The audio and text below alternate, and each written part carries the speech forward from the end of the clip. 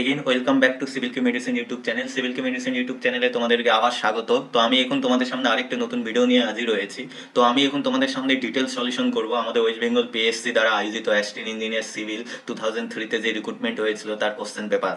ঠিক আছে, তো এটা আমার পার্ট 2।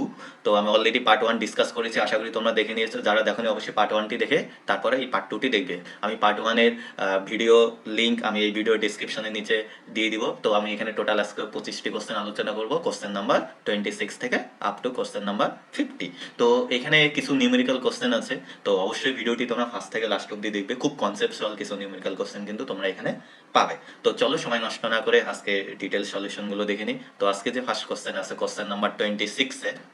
তো আমাদের 26-এ বলেছে due to construction of weir the upstream rise of water level is termed as. ঠিক আছে, কি বলেছে? Due to construction of weir the upstream rise of water level, upstream rise of water level is termed as. তো চলো একটু অপশনগুলো দেখে নেই। তো অপশনগুলোর মধ্যে দেখো, স্পাত তো হবে না, আমরা জানি এটা হচ্ছে একটা রিভার ট্রেনিং ওয়াক। ক্রেস্ট তো আমরা জানি ওয়ারের টপ পোর্শনটাকে ক্রেস্ট বলে, যেটার উপর দিয়ে ওয়াটার ফ্লো করে। ঠিক আছে, গ্রোনি এটাও একটা রিভার ট্রেনিং ওয়াক হবে না, তো অবভিয়াসলি অ্যাফ্লাক্স। আমরা জানি অ্যাফ্লাক্স কি? রাইজ অফ ওয়াটার লেভেলটাকে অ্যাফ্লাক্স বলে কোনো কিছুর ক্ষেত্রে যখন বাধা পায়। ক্লিয়ার? নেক্সট কোশ্চেন নাম্বার 26 বলেছে এ T beam roof section has the following particulars. Depth of slab বলে দিয়েছে 10 centimetre, width of the rib বলে দিয়েছে 30 সেন্টিমিটার, ডেপথ অফ রিপ বলেছে 50 সেন্টিমিটার, আর centre to centre distance of beam 3 metre দেওয়া আছে। Effective span of beam 5 metre. আমাকে বের করতে বলছে এটা effective flange width of the beam. তো এটা অবশ্যই আমার আরসিসির কোশ্চেন, খুব ভালো কোশ্চেন, নিউমেরিক্যাল টাইপ কোশ্চেন। চলো সলিউশনটা তোমাদেরকে দেখিয়ে দিই। তো আমি এখানে তোমাদের সলিউশন করেছি, পাশে আমি কোশ্চেনটা আবার লিখেছি। তো অ্যাজ পার্ট কোশ্চেন আমি প্রথমে কি করেছিলাম, ডায়াগ্রামটা বানিয়ে নিলাম। তো তোমরা একটা নোট ডাউন করতে পারো, আমাদের পেজ নাম্বার 37-এ এর কিন্তু ফর্মুলাটা দেওয়া আছে। কিসের? আইএস 456/2000 যে আমাদের কোড আছে আরসিসি, যেটা আমরা আমাদের সিভিল ইঞ্জিনিয়ারিং এর গিটা বলতে পারি।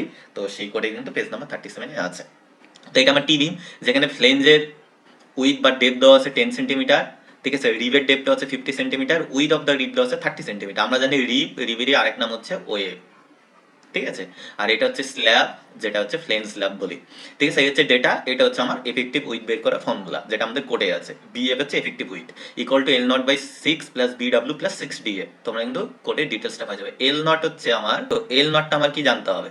ঠিক আছে, তোমাদেরকে বলেছি L0 কিছুই না, distance between the zero moment বা ডিস্টেন্স অফ পয়েন্ট অফ কন্টাফ্লেক্সার। ঠিক আছে, আমার হচ্ছে ডিস্টেন্স বিটুইন জিরো মোমেন্টস বা পয়েন্ট অফ কন্টাফ্লেক্সার।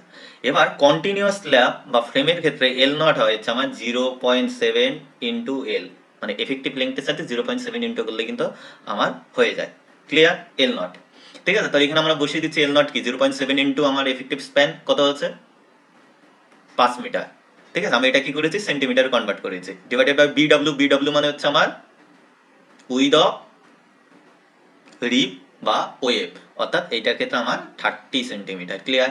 6 ইন্টু ডিএফ হচ্ছে এটা থিকনেস অফ স্ল্যাব বা উইথ অফ দ্য ফ্লেন্স ডিএফ। ঠিক আছে, এখানে পুরা ভ্যালুটা বসিয়ে দিলে আলটিমেটলি আমার ভ্যালু বেরোয় 148 পয়েন্ট সামথিং সেন্টিমিটার। আমি এটাকে 150 সেন্টিমিটারের মতন রাউন্ড আপ করে নিতে পারি। এবার আমাদের কোডের ক্রাইটেরিয়া অনুযায়ী আমরা বলতে পারি effective width of the flange equal to এইটা আর এইটা, এই দুটার মধ্যে যেটা মিনিমাম, মানে এর থেকে বেশি হতে পারে না। কোডটা তোমরা ভালো করে দেখবে, এটা মানে 1/2 L1 plus L2 plus BW। এটা কিন্তু কোডে ফর্মুলা নেই, কি সেন্টেন্সে বলা আছে। এটা মানে হচ্ছে summation of the clear distance between of the near about beam তার হাফ প্লাস BW, মানে বলতে L1 L2 এইটা যদি আমি কনসিডার করলাম, সাপোজ এটা আমার টি বিম। ঠিক আছে, এর পাশে যেটা আছে এইটা, আর নেক্সট পাশে যেটা আছে এটা মানে অ্যাডজাসেন্ট, এই দুটো হচ্ছে অ্যাডজাসেন্ট। তো এইটার থেকে এই দুটোর মাঝখানে ক্লিয়ার স্প্যান L1 আর L2। ক্লিয়ার? আশা করি ক্লিয়ার। তো আমাদের ক্ষেত্রে এবার L1 L2 বের করতে হবে। এবার এখানে কিন্তু আমাদের দিয়ে দিয়েছে সেন্টার টু সেন্টার ডিস্টেন্সে 3 মিটার। ঠিক আছে, তো সেন্টার টু সেন্টার ডিস্টেন্সে 3 মিটার হয়, তাহলে এই বিমের থেকে এই বিমের ক্লিয়ার স্প্যান কত হবে? 3 মাইনাস 0.3। 0.3 বলতে এই যে উইথ, হাফ হাফ করে বাদ চলে যাবে। ঠিক আছে, তো এখানকার হাফ আর এখানকার হাফ, মানে একটা পুরোপুরি 0.3 বাদ যাবে। তো এটা করলে 2.7 মিটার হয়। এইদিকেও তাই, কারণ ইউনিফর্ম স্পেসিং এ আছে। তো L1 equal to L2 equal to 2.7 metre. তাহলে এখানে আমার L1 প্লাস L2 মানে দুটোই 2.7 মিটার করে বসে যাবে, প্লাস BW। আলটিমেটলি এটা ক্যালকুলেশন করে কিন্তু 300 হয়। ঠিক আছে, তখন অপশনে কিন্তু 300 আছে, অনেকে 300 করবে, কিন্তু আমার অ্যান্সার হবে যেটা হচ্ছে মিনিমাম, হুইচেভার ইজ মিনিমাম। তো আমার মিনিমাম কোনটা? এইটা 150 সরি সেন্টিমিটার, মানে 148 পয়েন্ট সামথিং বেরোয়। তো আমি অ্যান্সার কিন্তু আমার সি। আশা করি ক্লিয়ার। নেক্সট কোশ্চেন, ভালো কোশ্চেন, স্ট্রাকচারের question. In simply supported determinant truss member versus joint relation. ঠিক আছে, এখানে কিন্তু ডিটারমিনেন্ট ট্রাস বলেছে। একটা জিনিস এখানে ট্রাস আমরা আবার জানি 2D হয় 3D হয়, মানে প্লেন ট্রাস বলে, আর একটা হচ্ছে স্পেস। ঠিক আছে, তো এখানে কি ট্রাস যেটা বলেনি, তো অপশন থেকে বোঝাচ্ছে 2D হবে। কিরকম ভাবে আমি তোমাদেরকে দেখাচ্ছি, এইটা আমার একটা ট্রাস, ঠিক আছে, আমি ড্র করেছি, এখানে আমার মেম্বারগুলো আছে, এটা আমার 2D ট্রাস। ঠিক আছে, এটা আমার 2D ট্রাস। এবার এখানে মেম্বারগুলো আমার নোন, আমি ধরলাম আমার নাম্বার অফ মেম্বার এম। ঠিক আছে, এবার আমরা জানি আমাদের যে নোন ইকুয়েশন আছে, আমরা যখন ডিটারমাইন করি 2Dর ক্ষেত্রে, আমার নোন ইকুয়েশন কিন্তু কি তিনটে ফর 2D ফিগার 3। কি কি আমরা জানি? Summation of horizontal force equal to 0, summation of vertical force equal to 0, আর আরেকটা হচ্ছে সামেশন মোমেন্ট ইকুয়াল টু 0। এই তিনটা আমাদের নোন ইকুয়েশন থাকে। তো m+3 হচ্ছে টোটাল আমার নোন কোয়ান্টিটি। ঠিক আছে, ইকুয়াল টু আমাদের কি হবে? ডিটারমিনেন্ট মানে হচ্ছে known quantity equal to unknown quantity বা আননোন রিয়াকশন বা ফোর্স, যেটাই বলি না কেন। এবার এখানে জয়েন্টগুলো আমার আছে, প্রত্যেকটা জয়েন্টে আমার দুটো করে ফোর্স দিবে। ঠিক আছে, তো নাম্বার অফ জয়েন্ট যদি জে হয় এবং আমার প্রত্যেকটা জয়েন্টে দুটো করে আননোন বা রিয়াকশন থাকবে, তো 2 × j। কি করে? আমরা জানি ট্রাসের ক্ষেত্রে কি তৈরি হয়, আইদার রিয়াকশন যে ফোর্সটা আছে সেটা আইদার টেনশন অথবা কম্প্রেশন হয়, নো বেন্ডিং মোমেন্ট। ঠিক আছে, নো বেন্ডিং মোমেন্ট। ঠিক আছে, তো এটা হচ্ছে ট্রাসের একটা বৈশিষ্ট্য, নো বেন্ডিং মোমেন্ট। তাহলে প্রত্যেকটা জয়েন্টে দুটো করে রিয়াকশন থাকবে, 2 × j। তো এই দুইটা ইকুয়াল হলেই আমার ডিটারমিনেন্ট। ঠিক আছে, তো চলো রিলেশনটা দেখি। তো আলটিমেটলি আমার রিলেশন হবে m ইকুয়াল টু, তাহলে m ইকুয়াল টু হবে 2j - 3, m ইকুয়াল টু তাহলে b। ঠিক আছে, m ইকুয়াল টু 2j - 3, এখানে m হচ্ছে নাম্বার অফ মেম্বার হবে আর j হচ্ছে নাম্বার অফ জয়েন্ট, যেটা আমরা স্মল m নেই। Clear? Next question, question number 28, reduction factor of RCC column with, এটা হবে l/b 6 না l/b ইকুয়াল টু 24। ঠিক আছে, রিডাকশন ফ্যাক্টর বের করতে বলেছে, এটাও আমার আরসিসির কোশ্চেন। ক্লিয়ার? তাহলে সলিউশন দেখে নিই। সলিউশন দেখার আগে বলি, রিডাকশন ফ্যাক্টর যেটা আছে সেটা কিন্তু আমার কি হয়, লং কলামের জন্য ইউজ করা হয়। ঠিক আছে, লং কলাম, এবং এটা হচ্ছে WSM মেথডে। ক্লিয়ার? আমাদের IS 456 এর পেজ নাম্বার 81 কিন্তু আছে, এটা হচ্ছে পেজ নাম্বার 81। ক্লিয়ার? সেখানে আমার ফর্মুলা আছে CR ইকুয়াল টু 1.25 মাইনাস, এখানে একটু ঝাপসা বোঝা যাচ্ছে না, L এফেক্টিভ বাই 48 × B। এবার আমার কোশ্চেন কিন্তু L/B দেওয়া আছে, L/B মানে L এফেক্টিভ বাই B, এবং সেটা কত আছে 24। ঠিক আছে, সেটা আমার আছে 24। এবার এখানে যদি আমি বসিয়ে দিই ভ্যালুটা, তাহলে 24/48 মানে 1/2, তো মাইনাস করলে আলটিমেটলি 0.75 অ্যান্সার বের হয়। তো আমার কারেক্ট অ্যান্সার হবে 0.75, therefore D. Clear? Next question, question number 30, community waste mostly liquid not containing excreta is specially term as. ঠিক আছে, এটা হচ্ছে এনভায়রনমেন্টাল ইঞ্জিনিয়ারিং কোশ্চেন সিএজ এর থেকে। ঠিক আছে, এক্সক্রেটা মানে আমরা জানি মলমূত্র, যেটা বাংলায় বলে মলমূত্র। ঠিক আছে, ইউরিন, টয়লেট, এগুলো যেগুলো আছে সেগুলো হচ্ছে এক্সক্রেটা বলে। এবার এখানে কি বলছে, ওয়েস্ট লিকুইড কিন্তু নট কন্টেইনিং এক্সক্রেটা, এক্সক্রেটা কন্টেইন করবে না। তো এটার ক্ষেত্রে অ্যান্সার কি হবে? গার্বেজ হবে না, কারণ আমরা গার্বেজ জানি, গার্বেজ হচ্ছে সলিড ওয়েস্ট নট লিকুইড। ঠিক আছে, এবার হচ্ছে সুয়েজটা আমরা জানি লিকুইড ওয়েস্ট, তো এটার মধ্যে একটা হতে পারে। তো ঠিক আছে, নেক্সট অপশনগুলোতে যায়। সিওরেজ, এইটা হবে না, কারণ সিওরেজ হচ্ছে সিওএস ক্যারি কলার 5 সিস্টেম। ঠিক আছে, সিস্টেম সিওরেজ, ঠিক আছে, অফ সিওএস। ঠিক আছে, এটাকে সিওরেজ সিস্টেম বা সিওরেজ বলা, সিওয়ার বলা হয় পাইপগুলোকে। ঠিক আছে, সালেস, এই দুটোর মধ্যে এবার হতে পারে। এবার আমার কারেক্ট অ্যান্সার হবে কিন্তু ডি। ঠিক আছে, বি হবে না, তার কারণ এইটা হচ্ছে West, liquid waste from kitchen and bathroom. ঠিক আছে, কিচেন বাথরুম থেকে যে লিকুইড ওয়েস্ট বের হয়। ঠিক আছে, অর্থাৎ বাথরুম বলতে স্নান করার জল টল যেগুলো আছে, কাপড় ধোয়ার জল, সেগুলো। ক্লিয়ার? তো এখানে আমার কি হয়, কোনো এক্সক্রেটা অর্থাৎ মলমূত্র কন্টেন করে না। ক্লিয়ার? তার সেক্ষেত্রে আমার অ্যান্সার হবে সালাইস বা সুলেস, যেরকম প্রনাউন্সিয়েশন করবে।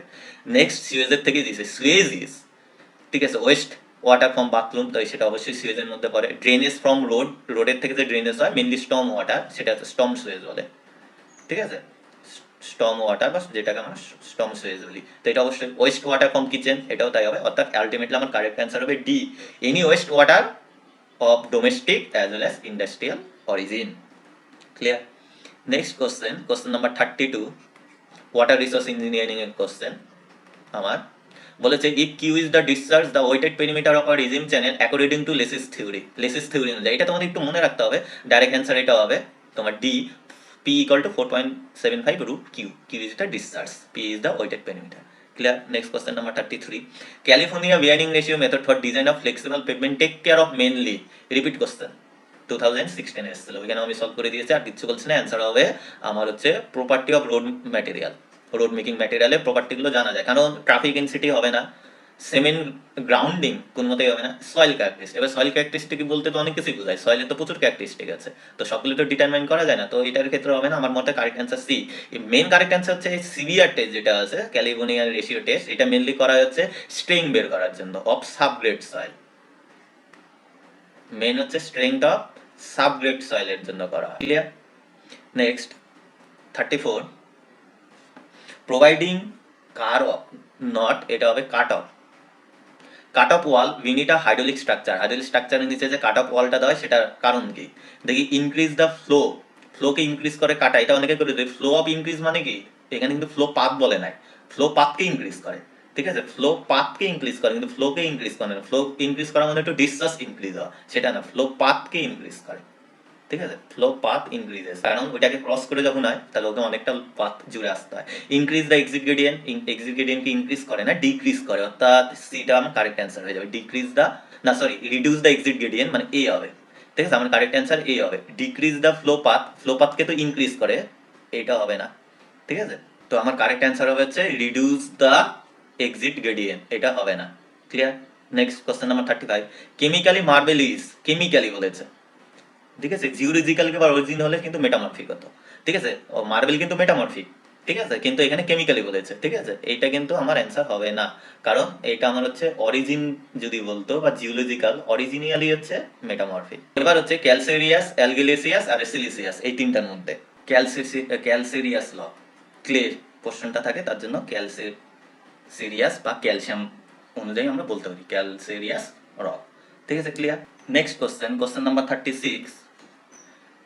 সেটিং ভেলোসিটি, এটা হবে সেটলিং ভেলোসিটি, ঠিক আছে? Settling velocity of discuss particle in water follow, এটা সোজা জানি। সেটলিং ভেলোসিটি হচ্ছে স্টোকস লকে ফলো করে, ঠিক আছে? ডার্সেস ল তো হবে না, ঠিক আছে? নিউটনস ল হবে না, মোরস ল হবে না। সেটলিং ভেলোসিটি স্টোকস ল, যেটা আমরা সেডিমেন্টেশনের ক্ষেত্রে ইউজ করি, সয়েল মেকানিক্সে বলছে, এনভায়রনমেন্টাল ইঞ্জিনিয়ারিং কিন্তু আমরা পাই। Question number 37. The quantity of liquid waste, এটা লিকুইড ওয়েস্ট হবে, মিসিং আছে এ, waste which flows is sure না ইনশিওর, ঠিক আছে? Insure during the period of rainfall, রেইনফলের সময় যেটা হয় স্টর্ম ওয়াটার, স্টর্ম সুয়েজ বলে, তা আমার অ্যান্সার হবে। কিন্তু এখানে কিন্তু একটু বোঝার আছে, the quantity of liquid West which follows flows in sure during the period of rainfall, অর্থাৎ রেইনফলের সময় সেটা অবশ্যই তো স্টর্ম সুয়েজ হয়, বোধ হতে পারে, কিন্তু অপশনগুলো দেখি। স্যানিটারি সুয়েজ, স্যানিটারি সুয়েজ মানে হচ্ছে আমার ইন্ডাস্ট্রিয়াল সুয়েজ আর ডোমেস্টিক দুটো মিক্স, ঠিক আছে? তো এটা হবে না ইন্ডাস্ট্রিয়াল, নান অফ দিস, তো কারেক্ট অ্যান্সার স্টর্ম সুয়েজ হবে, ঠিক আছে? ওয়েস্ট, ঠিক আছে? অ্যাকচুয়ালি আমার কি হয়, স্টর্ম সুয়েজ প্লাস স্যানিটারি দুটোই কিন্তু ফ্লো করে, তাই না? কারণ স্টর্ম হচ্ছে স্টর্ম ওয়াটারে থাকবে প্লাস স্যানিটারি সুয়েজ, ঠিক আছে? অ্যাকচুয়ালি বোথ হওয়া উচিত, ঠিক আছে? তো এই ক্ষেত্রে আমি আমার মতে আমি স্টর্ম সুয়েজটা অ্যান্সার দিলাম। Next question number 38. স্পার আর প্রোভাইডেড, স্পার একটু আগে বললাম, এটা হচ্ছে আমার রিভার ট্রেনিং ওয়াল, ঠিক আছে? রিভারকে ট্রেন করার জন্য ইউজ করা, রিভার ট্রেনিং, ঠিক আছে? তো এটার ক্ষেত্রে আমার কারেক্ট অ্যান্সার হবে এ, ইজ দ্য বেস্ট অ্যান্সার। তার কারণ আমি তোমাদেরকে এখানে দেখিয়ে দিয়েছি, তোমরা এটা নোট ডাউন করতে পারো, স্ক্রিনশট নিয়ে রাখতে পারো। স্পারের জিনিসটা কি? Spare R heavily fortified embankments constructed in the river bed transverse to the river bank, ঠিক আছে? Their main function is to control the river channel so that it may run along a specified course and protect the river bank from the scouring by keeping the river course away from it, ঠিক আছে? তো এটা হচ্ছে river ব্যাঙ্কে main protect করা এবং river চ্যানেলকে কি করা, কন্ট্রোল করা, ঠিক আছে? করে একটা স্পেসিফাইড কোর্সে ওটাকে ফ্লো করানো, ঠিক আছে? Spur may be aligned in such a way that they may hold, repel or attract or river course, ঠিক আছে? সেই অনুযায়ী স্পার 3 ধরনের হয়, ঠিক আছে? তো আমার এই ক্ষেত্রে কারেক্ট অ্যান্সার হবে to train the flow of river along a specified course, ঠিক আছে? Clear? Next question, numerical question 39. The canal has to irrigate 1200 hectares of rice with duty of 1000 hectare per cubic, এটা হবে cubic, ঠিক আছে? Cubic. For what discharge should, this is the should, the canal be designed if the capacity factor is 0.8, capacity factor দেওয়া আছে and time factor 0.7 দেওয়া আছে, ঠিক আছে? তাহলে একটু সলিউশনটা দেখে নেই, যে আমার এরিয়া গিভেন আছে 12,000 হেক্টর আর ডিউটি দেওয়া আছে 1000 হেক্টর পার কিউমেক, ঠিক আছে? ওটা কিন্তু কিউমেক। এবার অবভিয়াসলি আমি এখান থেকে কিউ পেয়ে যাবো, একটা ডিসচার্জ ফর ফিল্ডের জন্য কতটা ডিসচার্জ রিকোয়ারমেন্ট, তাহলে কি হবে আমার এরিয়া ডিভাইডেড বাই ডিউটি, তা আলটিমেটলি কিউ মেকে আমার অ্যান্সার আসবে 12 কিউমেক ডিসচার্জ আমার রিকোয়ার্ড দরকার। ঠিক আছে, তাহলে এবার ক্যানেল ডিজাইন করার জন্য কতটা করতে হবে, আমরা সবসময় জানি রিকোয়ারমেন্ট যতটা হয় ডিজাইন তার থেকে বেশি করা হয়। ঠিক আছে, আর ক্যানেলের ক্ষেত্রে তো অবশ্যই বেশি কেন করা হয়, যখন ওয়াটারটা আমার রিকোয়ারমেন্ট যতটা আছে তার থেকে বেশি হতেই হবে সাপ্লাই, এবং আমরা যতটা সাপ্লাই দেবো তার আবার লস হতে থাকে, লং পাথ জোরে আসে থেকে লস হতে থাকে, লস হতে হতে আলটিমেটলি আমার রিকোয়ারমেন্টটা আসে। এবার যেটা রিকোয়ারমেন্ট সেটাই যদি আমরা দেই তাহলে আমার কি হবে, আলটিমেটলি ফিল্ডে কিন্তু সেটা পাবো না। এবার ক্যাপাসিটি ফ্যাক্টর হচ্ছে সাপ্লাই ডিসচার্জ, অর্থাৎ যেটা সাপ্লাই দেওয়া হয়, আর এটা হচ্ছে ম্যাক্সিমাম ডিসচার্জ বা ডিজাইন ডিসচার্জ, যেটা অবশ্যই বেশি হয়। ঠিক আছে, সেটা হচ্ছে ক্যাপাসিটি ফ্যাক্টর। আর একটা যেটা আমার দিয়েছে টাইম ফ্যাক্টর, তো এটা রিলেটেড টু টাইম। ঠিক আছে, এটা টাইম ফ্যাক্টর নাথিং বাট কিছু না, এটাও রেশিও। এটা কি রেশিও, আমি যতদিন ইরিগেট করব, number of day of irrigation, অর্থাৎ ইরিগেট করা হয়েছে divided by total number of days for watering.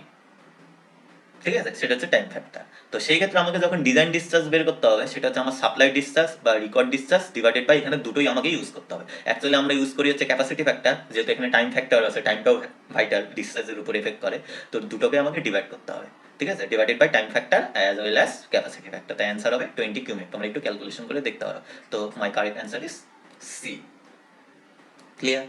Next question 40, recurrence interval এ and ranking by rank of storm B is related with the number of year of record Y as, ভালো question, conceptual question, হাইড্রোলজির question বা water রিসোর্সের বলতে পারি, তোমার star mark দিতে পারো। এবার আমি তোমাদেরকে বলেছি রিকারেন্স ইন্টারভেলকেই বলা হয় রিটার্ন পিরিয়ড, যার নোটেশনে ক্যাপিটাল টি আমরা সবাই বইতে পাবো, যার formula N by small m পাবো। ঠিক আছে, এই ফর্মুলাটাকে বলা হয় California formula, N by M. এবার কোশ্চেনটা হচ্ছে এন কি আর এম কি। ঠিক আছে, এন আর এমটা জানতে হবে, টি মানে রিটার্ন পিরিয়ড জানলাম। এবার হচ্ছে আমার এন হচ্ছে নাম্বার অফ ইয়ার্স বা নাম্বার অফ স্যাম্পল, আর এম হচ্ছে আমার র্যাঙ্ক। তাহলে as per my question return period মানে এ নোটেশন দিয়েছে, নাম্বার অফ ইয়ার্স মানে ওয়াই, আর র্যাঙ্কিং বা র্যাঙ্ক বি। তো রিলেশনে বসালে আমাকে ওয়াই ইকুয়াল টু বের করতে বলেছে, Y equal to A B হয়। ঠিক আছে, তাহলে আমার কারেক্ট অ্যান্সার ডি। এবার এই ফর্মুলাটা অনেক বইতে পাবে না, ক্যালিফোর্নিয়া ফর্মুলা, এবং এটা ওল্ডেস্ট ফর্মুলা, যেটা রিসেন্ট ইউজ করা সেটা হচ্ছে এইটা, এই জন্য অনেকে কনফিউজ হয়ে যাবে। T equal to n plus one by m. Ultimately এখান থেকে আমার অ্যাজ পার কোশ্চেন অনুযায়ী সলভ করলে ওয়াই ইকুয়াল টু বেরোয় এ বি প্লাস ওয়ান। অনেকে ভাবে প্রিন্টিং মিস্টেক প্লাস ওয়ানটা হয়নি, রং কোশ্চেন, কিন্তু না, এটা হচ্ছে ক্যালিফোর্নিয়া ফর্মুলা অনুযায়ী অপশনে দিয়েছে, আর এই ফর্মুলাটাকে বলা হয় গাম্বেলস ইকুয়েশন, যেটা রিসেন্ট ইউজ করা হয়। ঠিক আছে, ক্লিয়ার? নেক্সট কোশ্চেন, আবার numerical question, the load carrying capacity of a pile, foundation engineering question. ঠিক আছে, 5 পাইলের থেকে, driven with fall of 1 meter by 1800 kg drop hammer, hammer type দিয়েছে drop hammer, penetrating 3 mm in the last blow, last ব্লোতে 3 mm penetrate হয়েছে। ঠিক আছে, আমাকে load carrying capacity বের করতে বলেছে। তো এখানে যতটা ভ্যালু আছে, ডেটা আছে, সেই অনুযায়ী আমরা ফর্মুলা ইউজ করবো ইঞ্জিনিয়ারিং নিউজ ফর্মুলা, ইনে দুটো ফর্মুলা জেনারেলি ইউজ করি আমরা জানি, ইঞ্জিনিয়ারিং নিউজ ফর্মুলা আর একটা হচ্ছে হিলি। ঠিক আছে, হিলি ফর্মুলা, কিন্তু এখানে হিলি করতে পারবো না, তার কারণ হচ্ছে হিলি ফর্মুলাতে আরো ইনফরমেশন লাগে। ঠিক আছে, এখানে খুব লিমিটেড ইনফরমেশন আছে। ঠিক আছে, তো এইটা হচ্ছে আমার formula, W into H by F plus S plus. W হচ্ছে ওয়েট অফ হ্যামার, এইচ মানে হচ্ছে হাইট অফ ফল, এফ হচ্ছে ফ্যাক্টর অফ সেফটি। ঠিক আছে, এটা জানতে হবে। এস আর সি কি সেটা আমাকে জানতে হবে। ঠিক আছে, এস হচ্ছে আমার হচ্ছে নাম্বার অফ ফল, ঠিক আছে, অ্যাট লাস্ট ব্লো। ঠিক আছে, আর সি হচ্ছে একটা কোএফিশিয়েন্ট বা কনস্ট্যান্ট ডিপেন্ড অন হ্যামার। ঠিক আছে, এবার এখানে আমি ভ্যালুগুলো বসাচ্ছি, এটা ওয়েট কোশ্চেনে আমার আছে, হাইট অফ ফল দেওয়া আছে 100 centimetre, factor of safety by default আমরা 6 নেই ফর ইঞ্জিনিয়ারিং নিউজ ফর্মুলা। এবার এস হচ্ছে আমার কি পেনিট্রেশন ফর লাস্ট ব্লো, কত আছে 3 mm, আমি সেন্টিমিটারে কনভার্ট করলাম 0.3 সেন্টিমিটার, কারণ এটা সেন্টিমিটারে বসিয়েছি। সি মানে কি বললাম, এটা হচ্ছে একটা constant depend on type of hammer, 2.5 হবে, কারণ আমার হচ্ছে ড্রপ হ্যামার, ড্রপ হ্যামারের জন্য 2.5 সেন্টিমিটার। ঠিক আছে, ড্রপ হ্যামারের জন্য 2.5 সেন্টিমিটার হয়, এগুলো কিন্তু তোমরা মনে রাখবে। ঠিক আছে, 2.5 সেন্টিমিটার। আর আরেকটা আছে হচ্ছে সিঙ্গেল অ্যাক্টিং হ্যামার যেটাকে বলে। ঠিক আছে, সিঙ্গেল অ্যাক্টিং হ্যামারের জন্য হয় 0.25 সেন্টিমিটার। ঠিক আছে, তো ড্রপ হ্যামারের জন্য তো আমার কোশ্চেনে ড্রপ হ্যামার আছে, আর একটা হচ্ছে সিঙ্গেল অ্যাক্টিং হ্যামার বা স্টিম হ্যামার। তো তোমরা কিন্তু এই দুটো মনে রাখবে, পরীক্ষার সময় হয়তো সেম কোশ্চেনই দিল, ড্রপ হ্যামারের জায়গায় সিঙ্গেল অ্যাক্টিং হ্যামার করে দিল, তো আলটিমেটলি ক্যালকুলেশন করলে এটা বের হয়, টোনে আমি কনভার্ট করে দিলাম, কেজিতে অ্যান্সার বের হবে। তো অপশনে একটাও নেই, তো এটা অ্যাপ্রক্সিমেট আমরা 100 নিতে পারি, তোমরা একটু ক্যালকুলেশন চেক করে নিও, আমার মতে 107 পয়েন্ট সামথিং বের হয়, তো এইটাকে আমরা কারেক্ট অ্যান্সার হিসেবে নিতে পারি, option A. Clear? Next question number 42, purlin on a truss is design for a bending moment continuous beam হিসাবে করা হয়, অ্যান্সার WL/10। রিপিট কোশ্চেন, কিরকম রিপিট? 2014 ছিল, 2012 ছিল, 2007 ছিল, ঠিক আছে, এটা 2003 চলছে, তিনবার এসছে এবং পিএসসির অন্যান্য এক্সামগুলোতেও আসে, ঠিক আছে। Next question 43, the term counterfort is used in design at counterfort, অনেক একটা নাম শোনি, আমি একটু কাউন্টারফোর্টটা দেখিয়ে দিচ্ছি। রিটেনিং ওয়াল ডিজাইনের ক্ষেত্রে ইউজ করে, যেটাকে কাউন্টারফোর্ট ওয়াল বলে, এরকম থাকে, এটা হচ্ছে মেন আমার ওয়ালটা, ঠিক আছে, তার সাথে অল্টারনেটিভ এইদিকে আমার ব্যাকফিল থাকে, ব্যাকফিলের এগেইনস্টে, ঠিক আছে, এইগুলো দেওয়া হয়, দ্যাট ইজ কল কাউন্টারফোর্ট, ঠিক আছে, কাউন্টার করা হয়, ঠিক আছে। তো এটা অবশ্যই অ্যান্সার হবে রিটেনিং ওয়ালের সাথে রিলেটেড, ঠিক আছে। আমার তো ফ্রিকশন পাইলতে হবে না, গ্লেজ ফুটিং হবে না, ইন্ট স্ট্যাং হবে না। Next question 44, the maximum deflection due to a uniformly distributed load W unit length over the entire span of cantilever beam বলেছে, of length L and flexural rigidity EI, এটা আমরা জানি, মনে রাখবে সবাই, সি অ্যান্সার হবে WL⁴/8 EI, ঠিক আছে। এখানে W বলতে ক্যাপিটাল দেখা যাচ্ছে, কিন্তু আমার বাকি অপশনগুলো দেখো, নিচে 8 EI নেই, তো এটাকে আমরা স্মল ডাব্লু হিসাবে ডিফল্ট হিসাবে নিব, ঠিক আছে। যে কোনো ক্যান্টিলেভার বিম, সিম্পলি সাপোর্টেড বিমের বিভিন্ন লোড কন্ডিশনে তার ডিফ্লেকশন স্লোপটা অবশ্যই মনে রাখবে, কারণ এরকম টাইপের কোশ্চেন কিন্তু আসে। তাও আমি তোমাদেরকে সলভ করে দেখাচ্ছি, হয়তো কারণ মনে নেই। এটা আমার ক্যান্টিলিভার বিম, এর আমি বেন্ডিং মোমেন্ট ডায়াগ্রাম ড্র করেছি।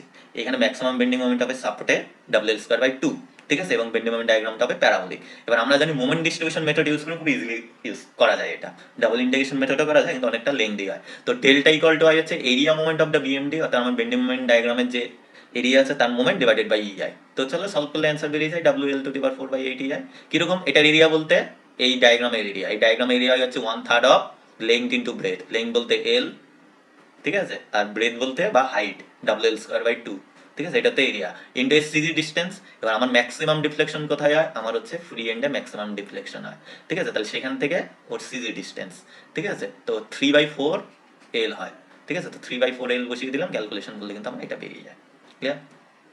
Next question 45, thermal power plant mostly produce obviously sulphur dioxide, environmental engineering এ এয়ার পলিউশন থেকে, ঠিক আছে। স্ট্যান্ডার্ড বিওডি, খুব সোজা কোশ্চেন, স্ট্যান্ডার্ড বিওডি মেজার করা হয় 5 ডেজ, ঠিক আছে। আরেকটা জিনিসটা আমার মনে রাখতে পারো, at 20°C, ঠিক আছে। 47, the coagulant widely used for sewage treatment, সিওয়েজের জন্য বলেছে, ঠিক আছে, এটা হয়ে আমার হচ্ছে ferric chloride, correct answer. Alum করা হচ্ছে ওয়াটার ট্রিটমেন্টের জন্য, ঠিক আছে, অনেকে অ্যালার্ম করে দিবে, ঠিক আছে, clear. Next 48, water from the following sources is likely to be hard water, soft আর হার্ড, ঠিক আছে। আমরা জানি সারফেস ওয়াটার লেস হার্ড হয় দেন হচ্ছে সাব সারফেস ওয়াটার বা আন্ডারগ্রাউন্ড, ঠিক আছে। তো এখানে আগে অপশনগুলোতে আসি, লেকটা আগেই কাটা যাবে, কারণ এটা হচ্ছে সারফেস সোর্স, রিভার কাটা। এবার এই ডিপ ওয়েল, এটাও আমার সাব সারফেস বা গ্রাউন্ড ওয়াটার সোর্স, শ্যালো ওয়েলও। এবার এই দুইটার মধ্যে আমার কি হবে? Water from the following source is likely to be hard, মানে হার্ড হওয়ার চান্স বেশি, সেটা হচ্ছে শ্যালোতে হবে, ঠিক আছে। ডিপ অয়েলও হবে না, ডিপ অয়েলে অনেকটা কি হয়, রিমুভ হয়ে যায় যেগুলো হার্ডনেস হয়, ক্যালসিয়াম ম্যাগনেসিয়াম আয়নেট, কার্বনেট বাইকার্বনেট, ঠিক আছে। এবার শ্যালো হইলে সেটা থেকে যায় অনেকটাই, ঠিক আছে, তো বেশি হওয়ার চান্স হচ্ছে শ্যালো হইলে, তার কারেক্ট অ্যান্সার ডি। নেক্সট 49, ভালো question, in a repelling groyne the axis of the groyne with respect to the river flow direction make, river flow direction সাথে কত অ্যাঙ্গেল করে, সেটা কি গ্রোনি বলেছে? রিপেলিং গ্রোনি বা গ্রোন, যেভাবে প্রনাউন্সিয়েশন করি না কেন। গ্রোন জেনারেলি 3 ধরনের হয়, একটা হচ্ছে নর্মাল গ্রোন বলে, একটা repelling, and another one is attracting. নর্মালটা হচ্ছে একদম ফ্লোর সাথে নর্মাল 90° অ্যাঙ্গেল ফর্ম করবে, সেটা আপস্ট্রিম বা ডাউনস্ট্রিম যেই দিকেই হোক না কেন, ঠিক আছে, ক্লিয়ার। এবার রিপেলিং গ্রোনি যেটা রিপেল করবে, সেটা হচ্ছে আমার ফ্লোর ডিরেকশনে ইনক্লাইন করা থাকে, ছবিটা দেখতে পাচ্ছ, ফ্লোর ডিরেকশনে ইনক্লাইন করা থাকে, ঠিক আছে। এবং সেটার অ্যাঙ্গেল হয় জেনারেলি, আমাদের যে অ্যাঙ্গেলটা ফর্ম করে 30° থেকে 80°-র মধ্যে, ঠিক আছে। তাহলে এইদিকে যে অ্যাঙ্গেলটা করে ফ্লো ডিরেকশনে, সেটা হচ্ছে অ্যাকুইট অ্যাঙ্গেল করে, ঠিক আছে। তো এখানে রিপেলিং গ্রোনি বলেছে, groyne the axis of the flow অর্থাৎ ফ্লোর অ্যাক্সিসের সাথে ডিরেকশন, তাহলে অবশ্যই অ্যাকুইট অ্যাঙ্গেল ফর্ম করে, ঠিক আছে। উল্টো দিকে যেটা আছে সেটার ক্ষেত্রে কিন্তু আমার অবটুস অ্যাঙ্গেল ফর্ম করে, ঠিক আছে। তো অ্যাট্রাক্টিং গণিতে জাস্ট রিভার্স, ও ফ্লোর ডিরেকশনে যেটা আছে অর্থাৎ আপস্ট্রিম ডিরেকশনের সাথে আমার অবটুস করে, আর যেটা ডাউনস্ট্রিম ডিরেকশন যেটা আছে ফ্লোর অপোজিটে, সেইখানে আমার 60 থেকে 80 অ্যাকুইট অ্যাঙ্গেল ফর্ম করে। আশা করি clear. Next question number 50, and এই পার্টের জন্য last question, the balance depth of cutting of a canal is on in his, balance depth ক্যানেলের, যেটাকে আমরা অনেক সময় ইকোনমিক্যাল ডেপথও বলি, মিকাল ডেপথ, ক্লিয়ার? কখন বলা হয়? যখন কাটিং ইকুয়াল টু ফিলিং হয়, অর্থাৎ কাটিং করার জন্য যে ভলিউম অফ সয়েল পাওয়া যায় সেটা আমার ফিলিংয়ে ইউজ করতে হয়, তার জন্য তো ব্যালেন্স অর ইকোনমিক্যাল। ঠিক আছে, তো the volume of cutting is equal to the volume of embankment, embankment মানে ফিলিং। ঠিক আছে, that is for balance depth বা ইকোনমিক্যাল ডেপ। ঠিক আছে, তো এই হচ্ছে টোটাল 50টি কোশ্চেন। তো শীঘ্রই তোমাদের সাথে পার্ট 3 নিয়ে দেখা হবে। তো ভিডিওটি ভালো লাগলে অবশ্যই লাইক করবে, বন্ধুদের মধ্যে শেয়ার করবে, আর যারা নতুন আমার চ্যানেল সাবস্ক্রাইব করেনি অবশ্যই চ্যানেলটি সাবস্ক্রাইব করে বেল আইকনটি অন করে রাখবে। Thank you.